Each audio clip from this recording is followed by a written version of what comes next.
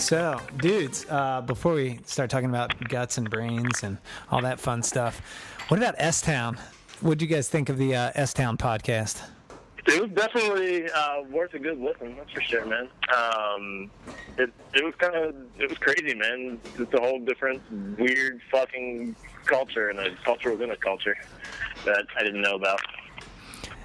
Yeah, so... Yeah, I mean, Go ahead, Dave. Go ahead, Dave. No, I was you just go. going to say, I think for me it was, a couple elements. One is the thing that sort of hooks people in is like a murder mystery, which obviously was fairly irrelevant to the actual story.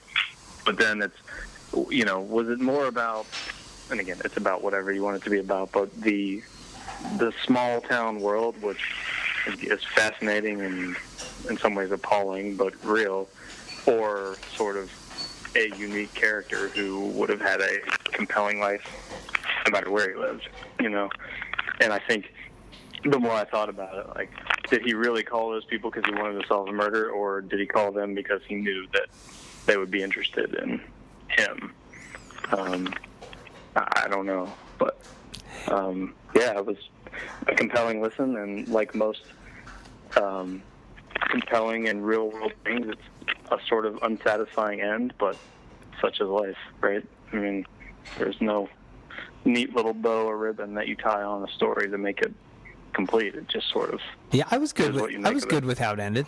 I was good with all of it. I was I mean, I don't know, as much satisfaction as you can get out of anything in terms of like a show ending or something that you're into. But one thing you said, I don't know that it would have been as satisfying had he not been in the setting that he was in. I think the fact that he is such an out of place politically, from an intelligence standpoint, from a sexuality standpoint, like the fact that nothing about him screamed that town, I think that's why I was drawn to it. I got turned on to this guy.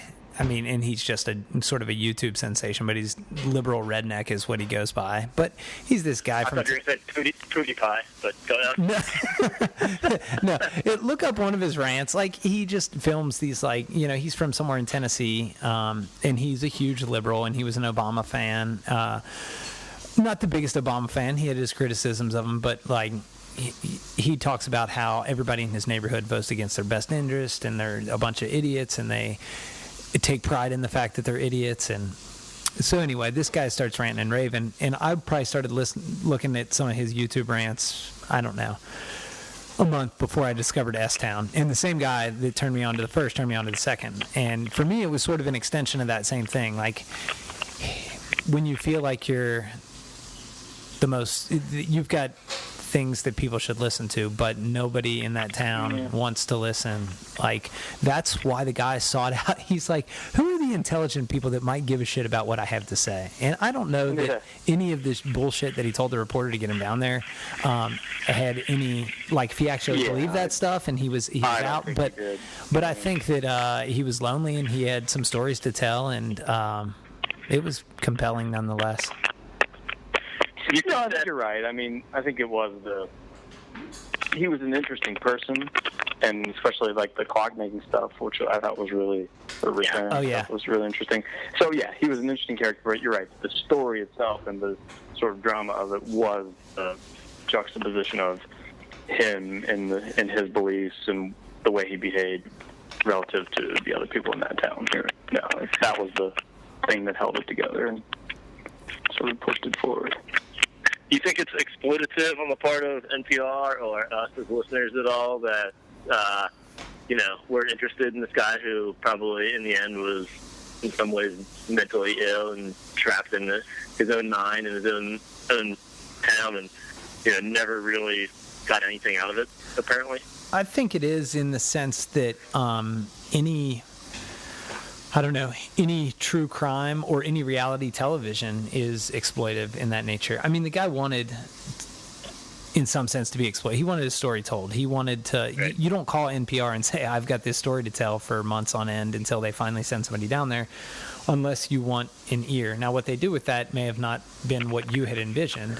It's like when you sign up for a reality TV show. They might not tell the narrative that you wanted them to tell, but that's what you signed up for, was to be part of an exploitive process. Right. And I don't think he was intelligent enough that I don't believe that they took advantage of him. I don't know. And I agree as well. I just heard that criticism. I heard that too. There was a ton of stuff about it. And I think if somebody is mentally ill, where do you cross the line, even if they say they want something to take place or they're giving you, are they of sound mind to do that willingly, or, should you question your own motives before accepting that? I don't know, but yeah, I think that's good. I mean, when he took it, he definitely didn't know the guy's mental state. By the time he wrapped up, he definitely knew the guy's mental state. So, yeah, I mean, that's an ethical question for that guy. But in terms of an audience member, shit, I mean, I don't know. It's no more exploitive. I didn't feel any guilt. Well, it's no more exploitive than anything else. Yeah. Yeah, I was gonna say. Yeah. Why not? That's at the bottom end of the list of things that I feel guilty about. Well, I think that guy was no more mentally ill than the guy on Making a Murderer or Sure. the Jinx, like any of those true crime shows where the people are sociopaths, or they're mentally disturbed as well, and that stuff's exploitive. And where do you go from there? All right, I just had to bring that up because I know that all three of us listened to it, and I don't know, I was intrigued by it. So, Brains. You should put that in there. That's part of the podcast there. Oh, it's already on there. It's recorded. Right. It's on there. Oh, perfect. Yeah. I didn't know we were live. Oh yeah. I start taping right when we connect, and then I just cut out. If there's too much bullshit, I cut it out. But I think that was the right. Is that why the last podcast didn't make it to air? No, man. I'm telling you, WikiLeaks got a hold of it. It's the next thing that's going to be leaked. Fucking Russians, man. That was so. I listened to it and I was like, I can't hear them. I can't hear their sound at all. And I was like, had to be part of the conspiracy. Yep. Had to be. What a coincidence. And good thing everything's improved since then. There haven't been any other. Oh yeah. No. Hardly any news, really. We're up in arms now about what's going on. Apparently, the spying we've been doing on our own people. This is. Did you know about this? Yeah, we all knew about it. We've signed off on it. All right. So brains and guts, and the connection between guts and brains. I sent out some stuff to you guys. Some stuff I found. Some stuff sent me off in some weird directions that didn't have a lot of worth to them. And then other stuff was really, I don't know, interesting. So we had that podcast where we talked about food and what kids eat, school lunches specifically. And this is talking about how a lot of the stuff that I found talked about the connection between what we put in our bodies, put in our stomachs, and how that affects mood, mental state, and perhaps even diseases and stuff like that. Now, obviously, we know things like heart disease and diabetes are affected by what we put in our gut, but you don't necessarily think of that affecting your brain specifically or your mental state. You think of it as your physical nature, your physique in some way. I'm going to be fat, or I'm not going to be as in shape if I eat like crap. You don't ever really think of how that might affect the way that you think, the way that you remember, and perhaps even your mental health overall. So I don't know. Brennan, start us off. Tell me something interesting that you found in one of the articles that just got you thinking. Well, one of the things that kind of, I don't use as a jumping off point was I was talking to Haley, my wife, who you guys both know. Many of our listeners don't. A myriad of our listeners maybe not aware of our personal family. She's glowingly pregnant right now. Yeah. but as you guys also know, she works in an eating disorder clinic, and that's a really, really weird environment to be in all the time. But those people are, like I said, this isn't really in the article, but a lot of those people are mentally ill, but also, I think, doing more and irreparable damage all the time by continuing this vicious cycle. And so there's this feedback loop of malnutrition, and I thought it was really interesting how your gut sends so much information to your brain. I thought when I had to take a shit, it was my brain telling my gut I had to do that, and apparently it's the other way around. Yeah. I was way off base on that. Yeah, so did you guys dig into the science of this at all? Let me just summarize some of this science stuff, because it got kind of crazy above my head, and then I had to dig more, but this is the Cliff's Notes of all of the science research I did on this. So we have a microbiome in our stomach, which is basically our stomach's hooch. It's the cocktail of crap in our stomach, right? It's everything from bacteria and fungi to protozoa to parasites. It's all the stuff that lives in our gut. And our gut, like our brain, has a barrier that doesn't let stuff in and doesn't let stuff out.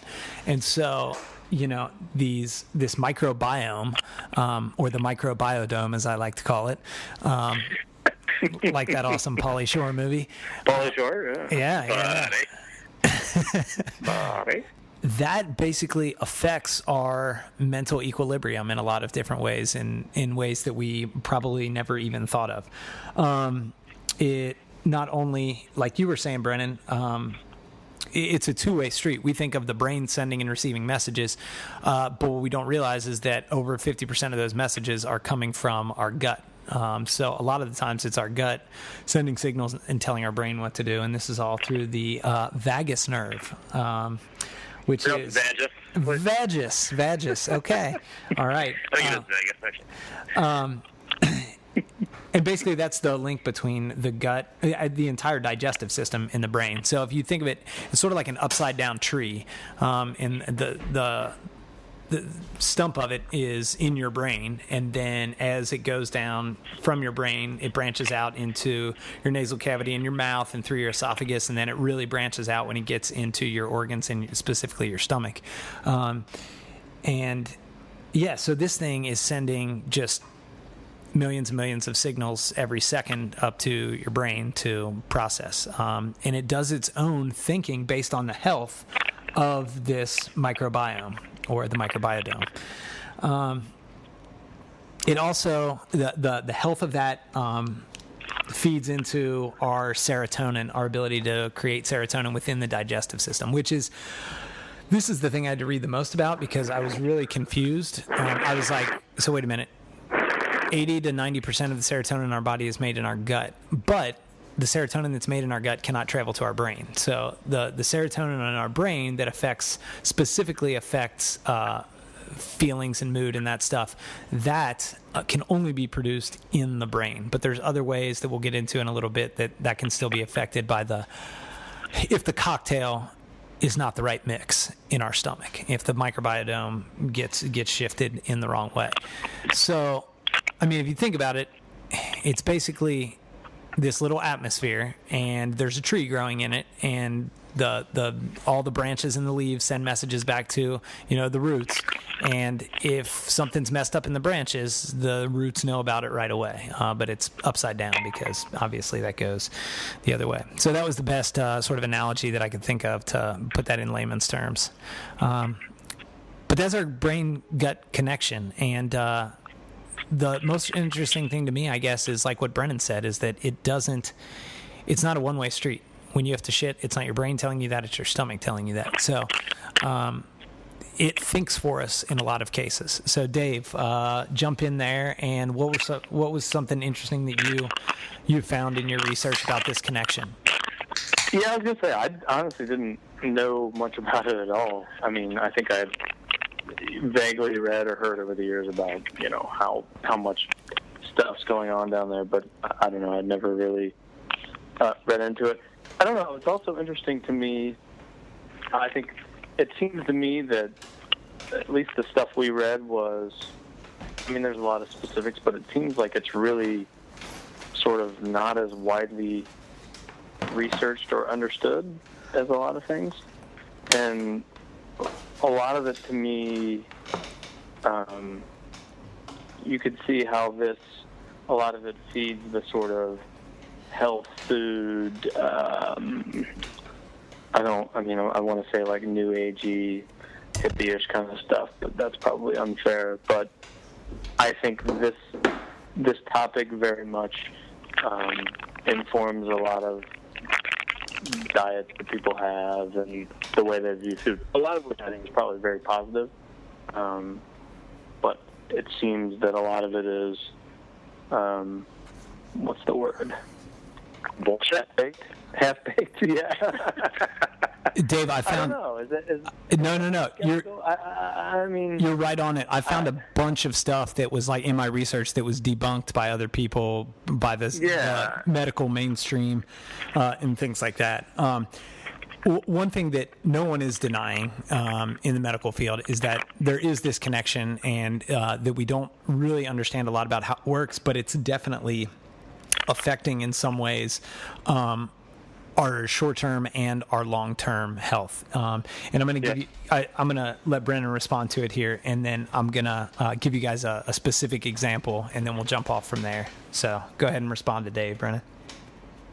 Yeah, I agree. I was reading the one article that we had come across, and I was like, this is sounding a little bit less than like a medical journal here. And I looked at where it came from, and it was Organic Lifestyle magazine. So I can only imagine, what other bits of wisdom are in Organic Lifestyle magazine.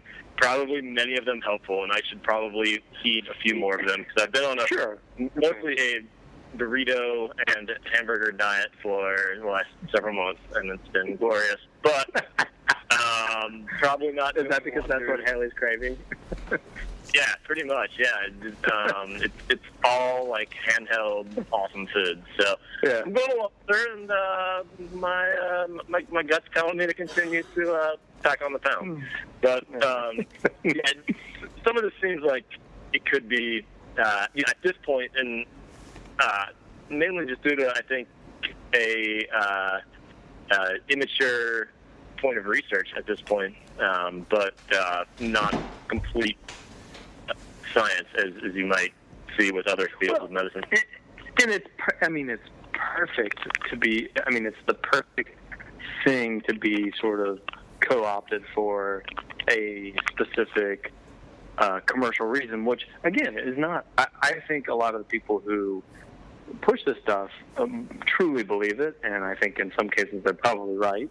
But it's the perfect sort of storm of there's enough there to make it credible, but it's probably it's not exactly scientific, but it makes sense. So here are the things that you should include in your diet to help, whether it's probiotics or there's all kinds of things that would to help all the your biodome, whatever.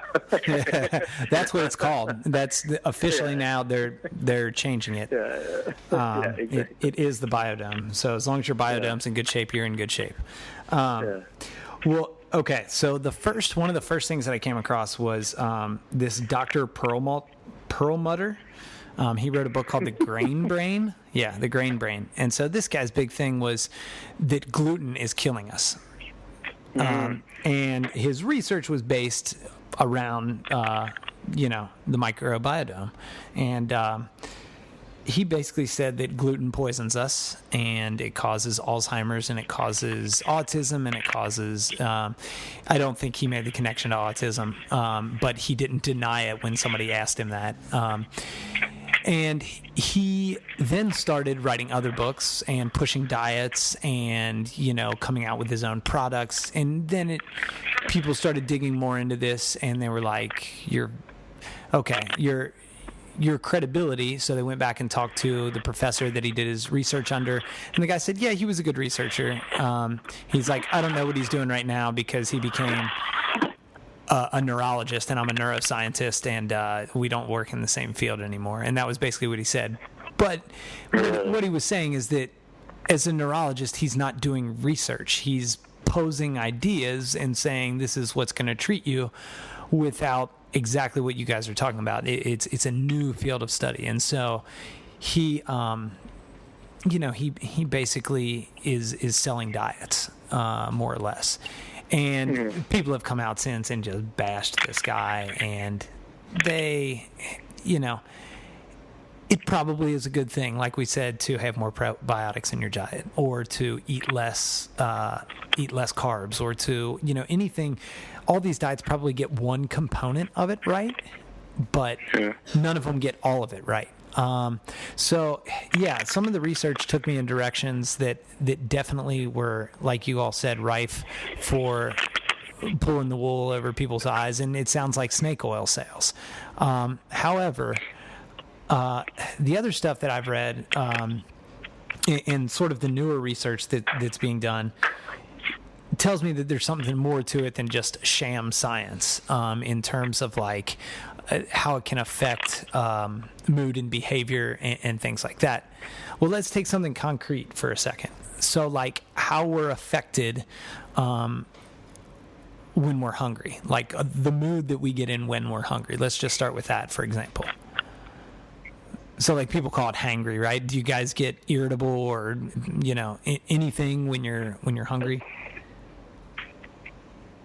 Yeah, I need to eat on a regular basis. Yeah. So what? Yeah. Honestly, I don't mean to be a fucking naysayer here. No, be a naysayer. That's why we're having the conversation. But I don't feel that quite as much. I don't think. I know. I actually, Brennan, I remember you not feeling that way. Almost. I think we've discussed this in the past, and you because I feel like there were times when you forgot to eat a meal or just didn't eat, and you'd be totally fine, and I'd be like a fucking mess, Yeah, usually forgetting to eat comes with remembering to drink heavily, but I've definitely got one out of two, Yeah, I felt that, I definitely like to eat, and I feel like I like good food and so forth, but I enjoy it more as a, pleasure activity than I do as a necessity. And, I mean, I think we all, obviously, feel different things when we're hungry, but definitely not the kind of person who gets grumpy or irritable or I don't know, headaches or whatever other physical symptoms. And I don't know, maybe I'm just lucky. I think that the vast majority of the people do have some of those physical manifestations. So, what, Dave? You said you get a little irritable, yeah? Yeah, well, it's more just it's funny though, because it's not really, I don't get a headache or lightheaded. It's more just the annoyance of not eating. I just want to go get food and get it done, you know what I mean? Yeah. I don't know. I don't, it's not like I become super moody really per se. I just I want to, I can't concentrate probably.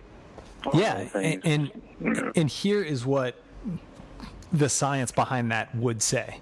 It would say that when we eat, all right, there are certain neurotransmitters in our stomach that send messages up to the brain, and then they release different either, what is the word I'm looking for? Not some neurotransmitters, but like GABA or serotonin or oxytocin, or they release things in our brain that give us a feeling of everything is okay. So a lot of the things I talked about is how people say that enteric nervous system, which is basically our digestive system, and our sympathetic and parasympathetic nervous system, so our nervous systems, and that's our fight or flight response, are one system.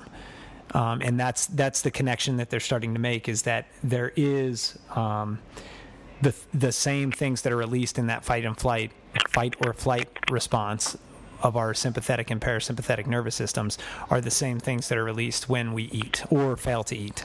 And so perhaps, Brennan, your fight or flight response is not as strong as other people's is. And they would say that that's why you don't get as irritable when you do that. So you snowboard, right? You ride your bike on dangerous streets. Really? Well, I'm just saying that I did. You jumped out of an airplane, right? I have done that. And so what this would say is that your fight or flight response is not the same as the normal person's. And as a result of that, you don't need to eat on that regular basis to avoid that thing, whereas other people that might do that do need to eat on that regular basis because they're affected in that same way, because it's all part of the same system. Now, again, that's not the proven science, but that's what people that are researching in this field right now would put out there, right. which to me makes sense. Makes sense. Yeah. Because I don't like doing any of those things that you mentioned. In fact, I got nervous. I got nervous driving on the mountains in Croatia. So I mean, here's a complete sidebar for you. I was with Schwab yesterday drinking beer at the pool, and he was telling me that he jumped off this 55-foot cliff in the Philippines. And 55 feet? Oh yeah. So he's telling me the story about how everybody's nervous to do it, and he just backs up like 5 steps and just runs and jumps, sandals in hand, and then proceeds to do it 9 more times. That'll tear up your body, man. Yeah, he's like I barely got out of bed the next day. He's like, it hurts so much. Yeah, I mean. That's funny enough. That is funny. So I would say he probably doesn't get irritable, or this research would say he probably doesn't get irritable when that happens. Interesting. Well, here, let me give you another one then. Instead of not eating, let's just talking about putting like shitty food in your body and like how that affects. A lot of this was focused on mood, and we'll get into sort of the disease part a little bit later on. But the biggest link is with mood, because they're saying that these two systems are sort of go hand in hand with one another, and they're both systems that produce, both in the gut and in the brain, serotonin and oxytocin, as well as GABA, G-A-B-A, which I'm not even going to try to pronounce what it stands for. But GABA is also released when you drink alcohol, or take barbiturates, or take not amphetamines. What was the other one? Anyway, another sort of drug. And then I started shaking my head. I was like, okay, well that makes sense why people want to eat, because it makes them feel good in some way. So then I started thinking about like comfort food, right? You guys ever heard of that? Like, you're feeling shitty, I'm just going to get Chinese food, something like really high calorie, probably super salty, super fatty, and it's going to make me feel better. You guys ever done that? Yep. Gotten some comfort food?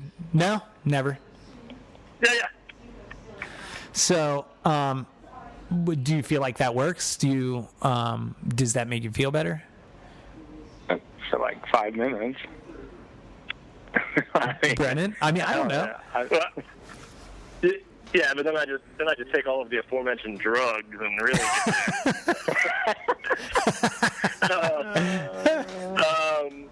yeah, like I said, I like good food, but I don't know if I'm a good subject to feel that sort of connection. And I don't want to just be a tougher than thou kind of guy, but yeah, the whole comfort food thing, I've definitely known tons of people to really embrace that, and I've never had that sort of relationship with food myself. I like it, and I really like good food, and I eat shitty food sometimes, but I don't know if I've had that specific type of relationship. All right. Yeah, and I think when my comfort food would be more like if you're like hungover or something, or like eating or late at night, like eating like shitty pizza or like a gross burrito or something. It's not, I don't know. just Dave, to satisfy that like hunger for carbs or you're on the right track here, Dave. Whatever. Yeah. You're on the right track here because the idea of comfort food has been debunked. In the idea that if comfort food is something from your childhood, or comfort food is something that you say, I like it because it tastes this way, or I like it because I always had it when I was a kid, my grandma made it, anything like that, that idea of comfort food has been debunked.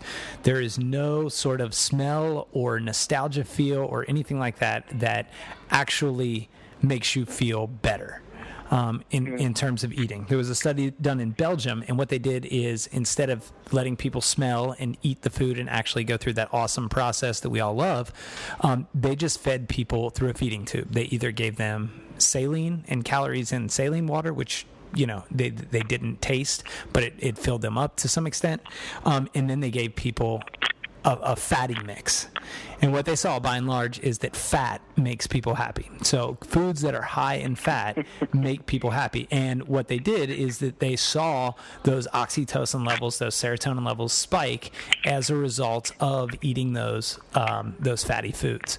And so in a lot of ways, Dave, what you're talking about is exactly right. You're thinking to yourself, my body needs this and this, and then I can go to bed. And it might be peace of mind for you, like I won't be as hungover, this is going to help me out. But actually, it's your brain releasing those things that made you feel good in the first place when you drank the alcohol. Yeah, I was going to say, it even feels to me like it's a short-term thing. I mean, right, it's just how can I satisfy whatever this is now, and, whatever. Knowing full well, rationally, that it's probably going to make me feel worse in the long run. Yeah, and, a lot of this stuff, obviously, nobody, I don't think, on this podcast, the three of us would deny the fact that what you put in your body has physical health effects on you. Like, you can't just eat whatever you want. And regardless of what our current president says, our bodies are not a battery that's waiting to run out of life. Our bodies are... Also, doesn't understand how a battery works, because that's not how batteries fucking work. They create their own fucking energy. Well, he's made it clear that he doesn't have beyond a fourth grade science understanding. No. But, Jesus Christ. On anything. And so we know that it affects both short-term and long-term. What we put in our bodies affects the physical side of things. Again, what this is coming back to is that are there short-term mental and long-term mental effects of that stuff outside of the social effects? Like, obviously, if you're fat or if you get diabetes, or even, we haven't even got into the diseases yet, but if you always feel like you have to shit or fart, you're going to be a stressed out human being. I mean, that goes without saying, that you're going to have more stress and social pressure. Jenny Bowman in high school. I mean, she was, yeah, she was a wreck. Yeah. I mean, it's true. It was awful. Exactly. And you can't, you can't get around that. A lot of those, did any of the articles I sent you all talk about IBS? Yeah, it came up. So basically the thought process on that is sort of twofold, and it's cyclical as well. Going back to what Brennan was talking about was sort of eating disorders, and that was basically that you're obviously stressed out because you're always afraid that you're going to have to go to the bathroom, or you always feel like you have to go to the bathroom. So that stress is just making that fight or flight reflex go absolutely nuts, that high stress level. And so your levels can never really balance out. No matter what you eat or what you do, those levels can never necessarily balance out. Right. And so that cocktail can never find equilibrium. It can never find the correct mix, is what they would say. And so what they've tried with that now is, instead of giving sort of stomach medicine, they are giving people serotonin reuptake inhibitors, which is what they give people for depression. So it blocks the serotonin in your brain from being reuptaken by other neurotransmitters. So basically it falls out, but no other neurotransmitters pick it up. And they're saying, with depression, what happens is it stops you, from being depressed, because that extra serotonin that you're producing that would get you to a manic state or a depressed state just sits there. and is never taken up by anything else. Well, they're saying the same thing would happen, but in your gut it could happen. So that if it blocked some of that extra serotonin that was being produced and thrown the cocktail off, it would just sort of sit there and never be it would never be taken back up. Interesting to think about. It's not they haven't figured out whether or not it works. It's in the short term. They're trying it, but this idea of that our gut works the same way as our brain, with these different chemicals being released or neurotransmitters being released and then picked up by other neurotransmitters, and then sometimes not even going back to the brain, but just staying in the gut and operating like it doesn't need to interact with our brain at all in order to make decisions for itself. That, to me, was sort of the coolest part of all this, and that is what sort of no doctors were disputing, is that it does, in a lot of ways, operate as its own brain. It's got its own, basically the same thing as the brain-blood barrier, where it can produce these electrical signals and release and contain these different things that are the chemicals that are released, and as a result of that, it's sort of self-contained. Now, can it make choices? Can it think the same way? That's to be determined. But the fact that it operates in a similar manner is really fascinating to me. Yeah, no, I agree. I mean, I hadn't really, I don't know, thought about it in that way at all. I agree, man. That was, I think, some of the most interesting conclusions that they came to in some of these readings that we did. And you said it well, man, that our gut makes those decisions. What the extent of those, a little bit to be determined, but pretty cool developments that they've come to recently. So here now we get into the fun sort of hypotheticals and what ifs, and maybe now getting out into the more sort of fringy parts of this. But so what they're thinking now is that, okay, if we know that it blocks or doesn't send these things back to our brain when it should, or it sends more of these things to our brain than it should at certain times, these impulses, is there an effect on that? And so one of the things that they found is that in Alzheimer's, there are certain proteins that develop in the brain that block neural pathways. And what they found is that in all of the patients that they studied, they have these same proteins forming in their gut, blocking pathways. So one of the things that they're asking, and they're trying to find out right now, is that are there early warning signs in the gut that someone might be developing Alzheimer's, and are there steps that can be taken to prevent it at that earlier point if they could detect it? That sort of blew my mind, that it would have that much of a link between the two, that there would be that much. Yeah. What do you think? I agree. I mean, it's intriguing to me, but those things start to feel a little bit like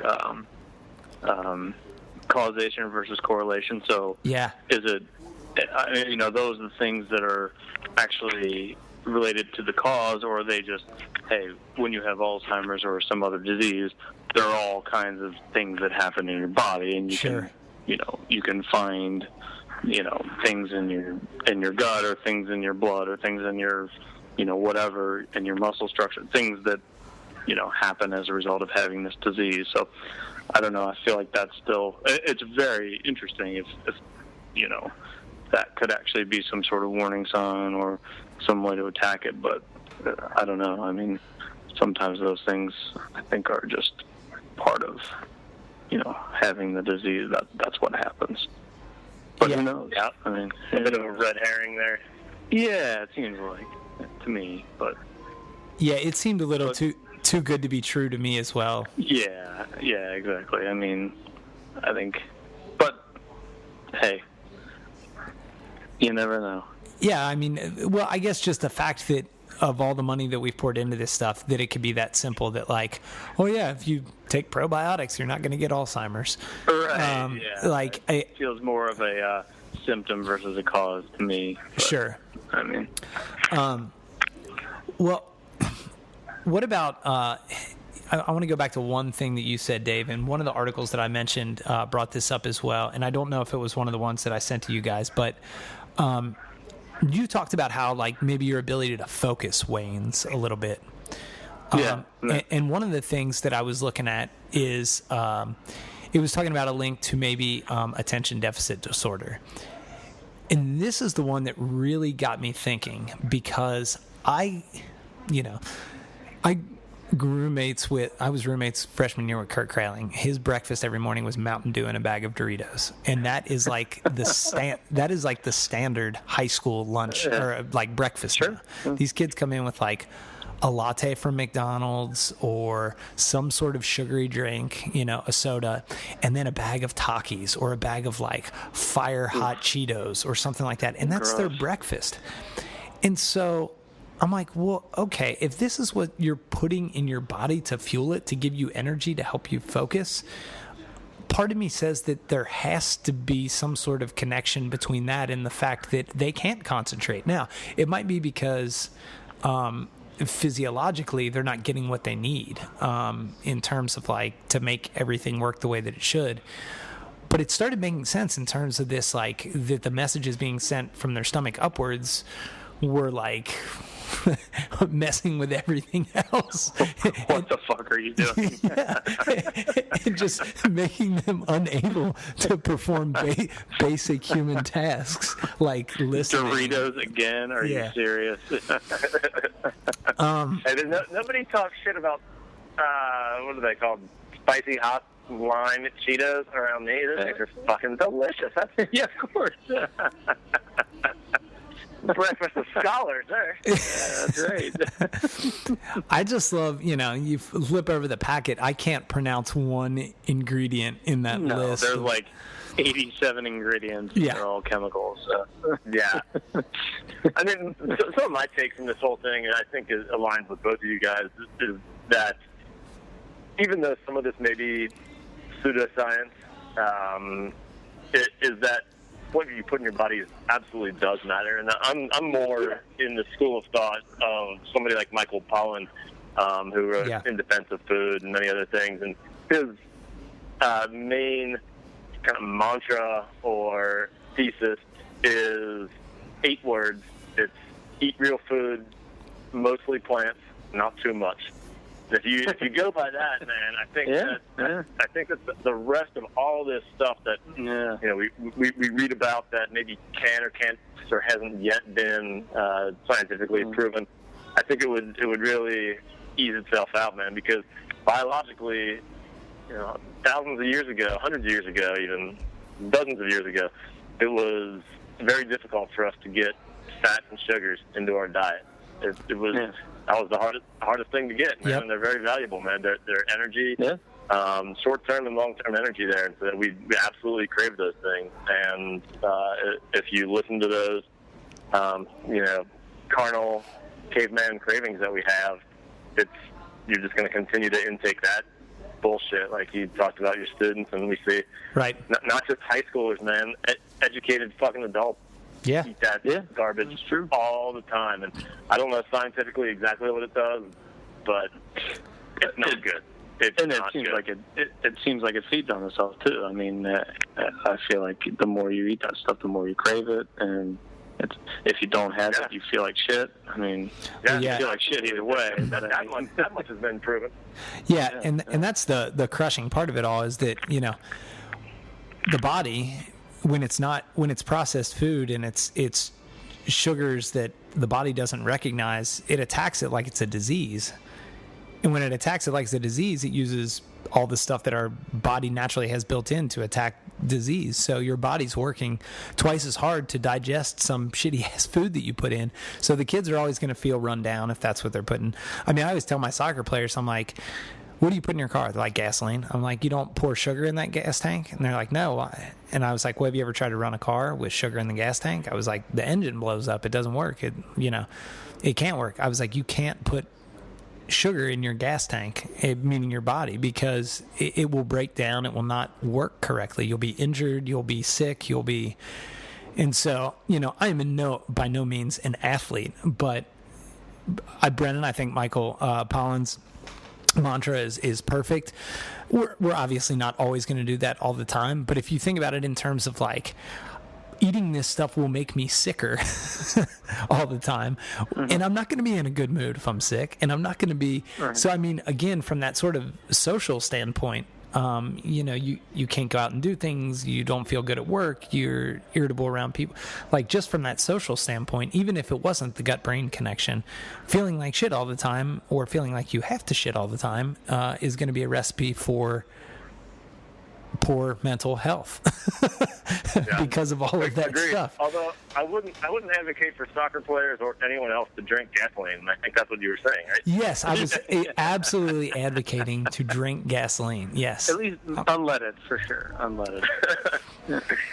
I might revisit that advice there, Jason. Point taken. For you guys, and you mentioned it before, Jason. How do you guys? What's your take on gluten and this gluten-free craze? Brennan, I'll let you Is this start. bullshit?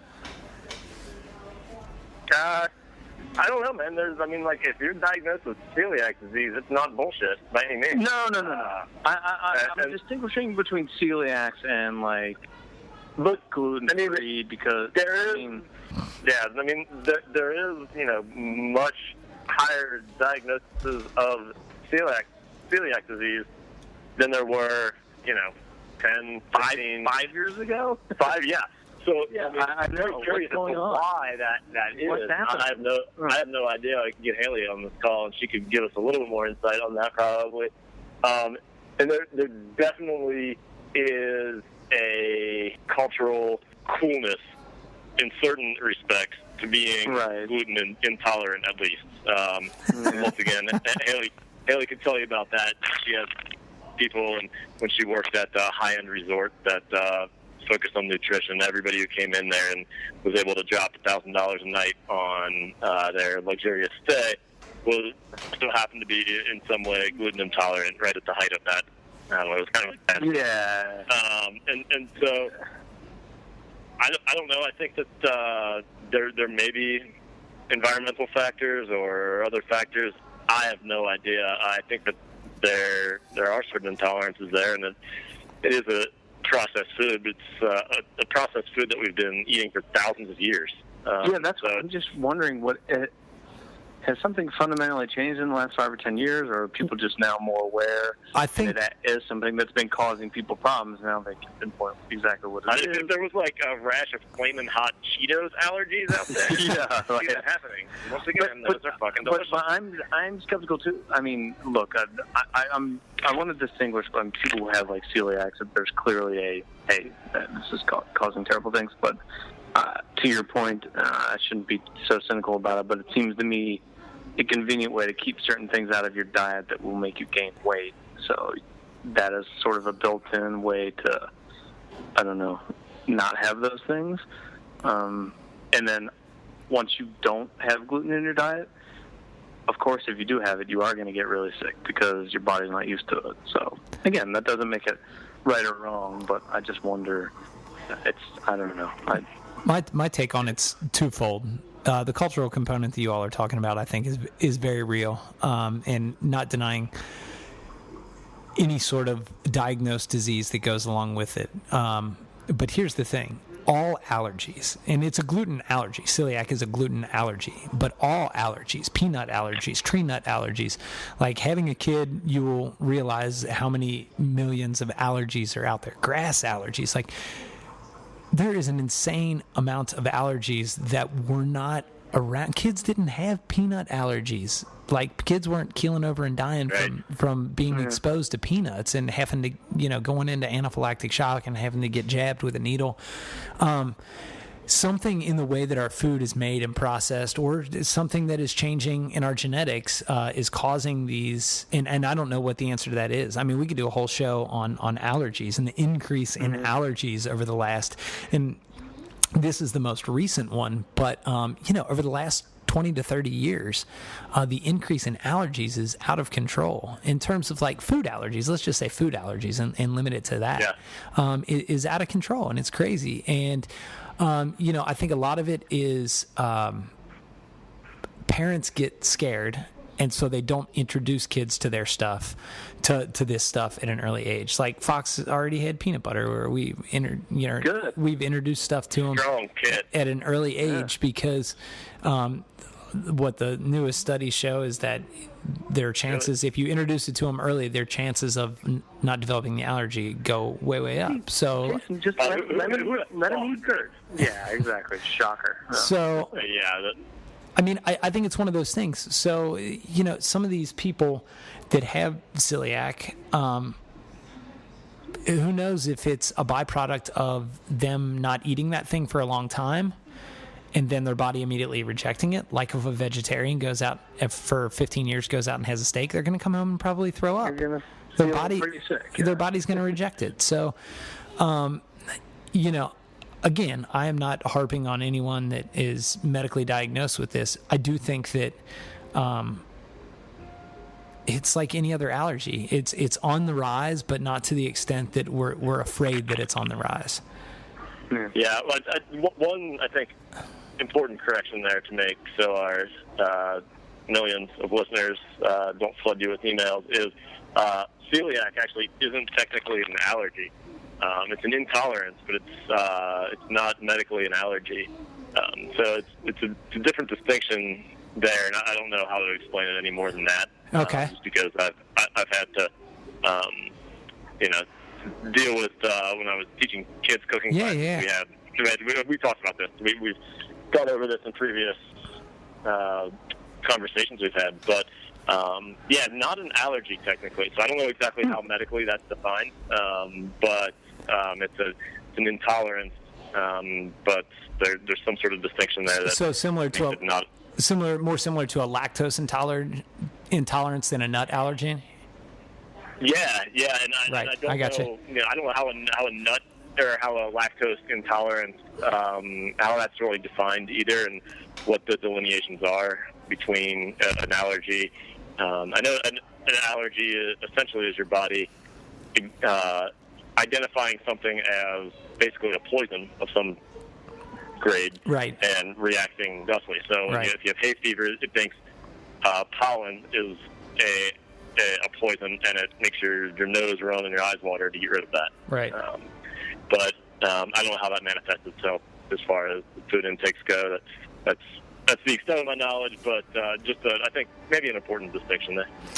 Yeah. Sure. Thanks for I'm not speaking from any sort of medical knowledge whatsoever. Fake news. You're full of shit. The disclaimer on this podcast is that we know nothing. Paging Dr. Daly. Yeah, but here's the thing. If somebody does know something and tells us, we'll actually listen and correct ourselves. Yeah, no doubt. No doubt. So please email us of our egregious errors made within this podcast and let us know how I'm willing to shitty of a job we're doing. Almost anything. Except religion. Exactly. That was set in stone, like thank God, right? Day one of humanity 2,000 years ago. When Ken Ham made the world. Everything else is subject to scientific change, reason, update, everything. We probably shouldn't go down that road at this point. No, anyway, it's all right. We'll save that for another podcast. Oh man, that's going to be the quintessential podcast, really. I mean, all our podcasts just kind of slowly circle that one. That's about all I got for the gut brain connection. It was fun it was fun to research this one just because it showed me how fucking little I know about science. Holy shit. Yeah, me too. And my body and everything else. So I think the bottom line, if anybody listens to this, is go read about some interesting stuff. There's much more out there that we don't know than we do. So never hurts to inform yourself, and try to keep us in check if you can by letting us know where we messed up. Once again, I'm sure there's many places. So, Dave, got anything else? No, I'm at peace. Brennan? So, man, good work. Look forward to chatting with you guys again soon. Yeah, right on. All right, dudes. Sayonara till next time. I'm clipping out the podcast now.